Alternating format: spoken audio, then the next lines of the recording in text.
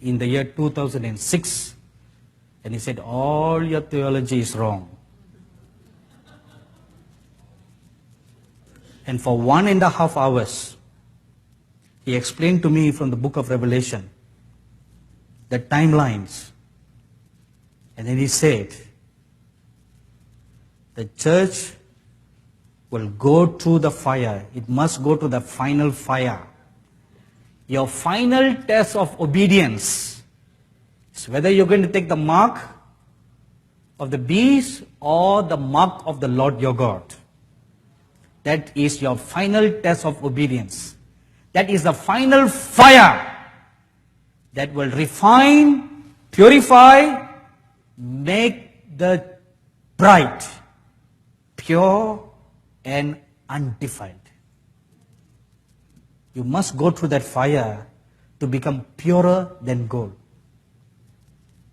So if you will not fortify your spirit now, during the good times, what will you do during the bad times? Learn this strategy from Joseph. During the good times, they store up wealth for 7 whole years, so that when the bad times come, they will not suffer. They are well fed and strong. If during these good times, if you will not build up your inner man to be bold and strong,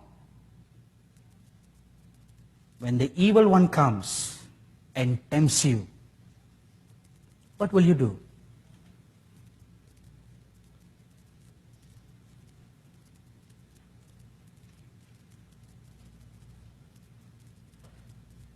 I once posed this question to my staffs during a weekly fasting prayer.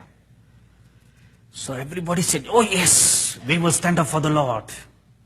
There was one of my staff, a receptionist, who just gave birth to a new beautiful baby girl. So I looked at her and I said, my dear daughter, what will you do? She said, no uncle. Yes, I will remain strong for the Lord.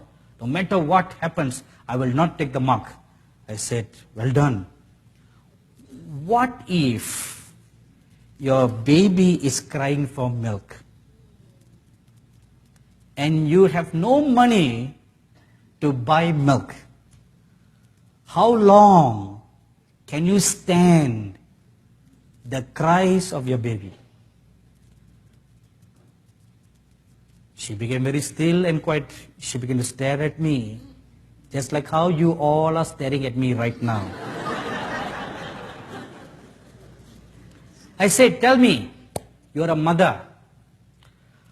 How long can you contain the screaming cries of your baby? How long?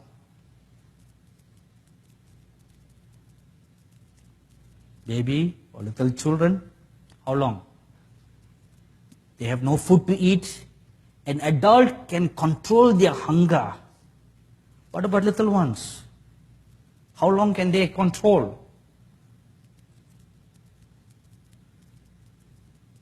So she told me, no uncle, I will let my child scream herself to death. I said, okay, very good. What if there comes these soldiers and they grab and then demonstrated it, Of course, there was no baby to demonstrate. I said, they grab your baby by the neck and they start to squeeze. What will you do now? Her tears began to roll down her eyes. She had no answers. What will you do? If you don't teach your children to be martyrs,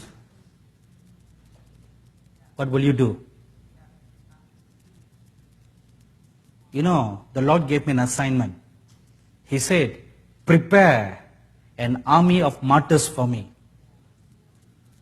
So we started an outreach. Since we have a television network, so I created a television program for children, because that's the age group the Lord told me. and I'm teaching them about martyrdom. Not the dangers of martyrdom, but the glories of martyrdom. This is something that people don't know, no? They think it's painful to get killed or hurt. No, it's so glorious. Glorious. Before you even feel a tinge of pain, your spirit leaves the body. This is something most people don't know. And it's only the flesh that's getting hit. You know, your spirit is already out of the body. It's already out. There's only the first tinge of pain, that's all. It leaves the body. That is the blessed gift that God has given to the martyrs. The first blood need to spill. The first drop, that's all. The spirit comes out. And is joyously joined together with the company of glorified martyred saints. If you will not teach your children today to be martyrs, a hero for a martyr, when that time comes, when you can't buy or sell anything except without the mark, the cryings and the woes and the pleadings of your children can force you to compromise and take the mark. But let me warn you, don't you ever dupe yourself into thinking God understands. No, He does not.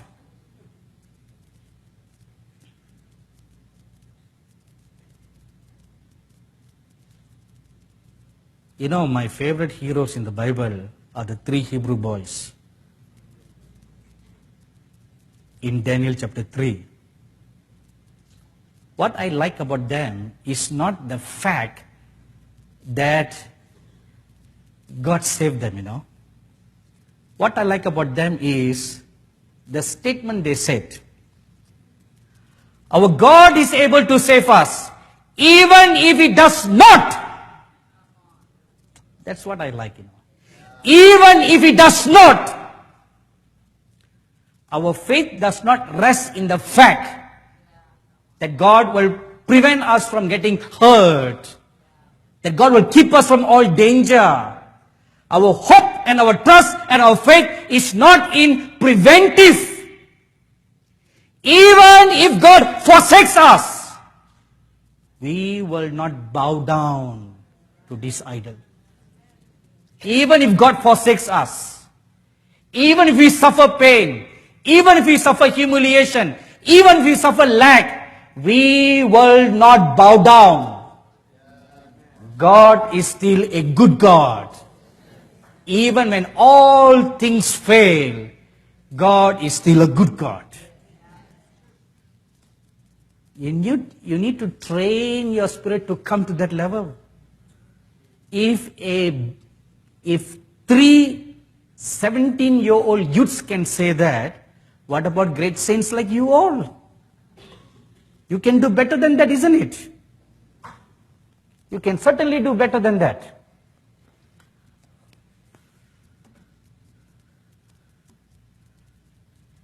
Please, train your children, teach your children to be martyrs for the glory of God. If you read Revelation chapter 6, when the 5th seal is opened, the Apostle John sees many souls, martyred souls in heaven. And they all were crying up to God, Lord, how long? How long will you be patient? They were crying. And the Lord comforted them and He said, be patient until the number of your brethren are also completed.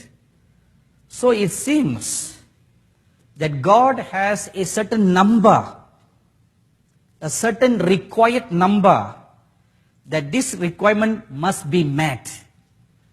Why is it like that? I don't know. That is God's government. But one thing I know for sure. When a drop of blood comes forth from the body of a martyr, each drop will redeem one soul for the kingdom of God. So you have 5 liters of blood in your body. Can you imagine how many drops of blood there are in 5 liters? And how many thousands of souls that will bring into the kingdom of God? So how glorious it is to die as a martyr. The number of the martyrs needs to be fulfilled.